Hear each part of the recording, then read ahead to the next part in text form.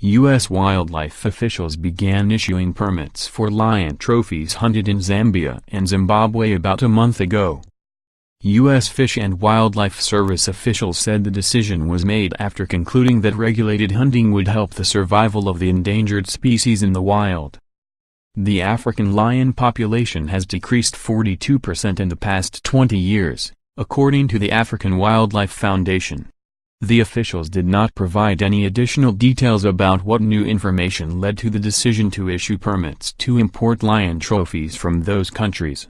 The Fish and Wildlife Service said it takes at least 45 days to get a permit approved, so it's unclear if any have been granted since they began accepting applications.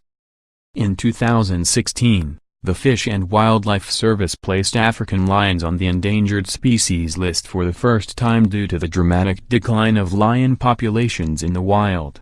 The designation says that imports of African lions will generally be prohibited but still allows the government to issue permits to import the species, such as when it can be found that the import will enhance the survival of the species. There is an estimated 17,000 to 19,000 African lions remaining in the wild.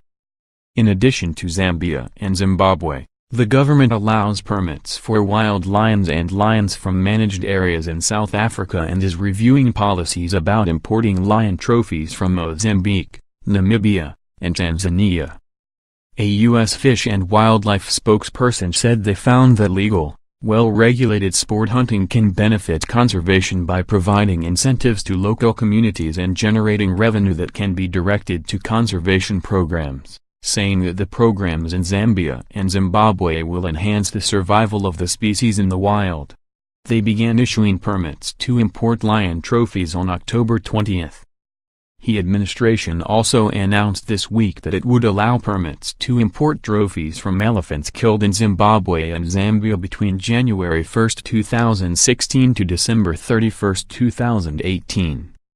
Conservation and animal advocates dispute that the money brought in by hunting tourists and fees really helps conservation, saying that more money is brought in by people who want to see animals alive in the wild. African elephants and African lions drive billions of dollars of economic activity in Africa.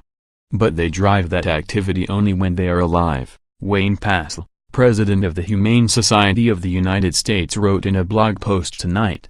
Killing them deducts from their populations, diminishes wildlife watching experiences for others, and robs the countries of Africa of its greatest resources.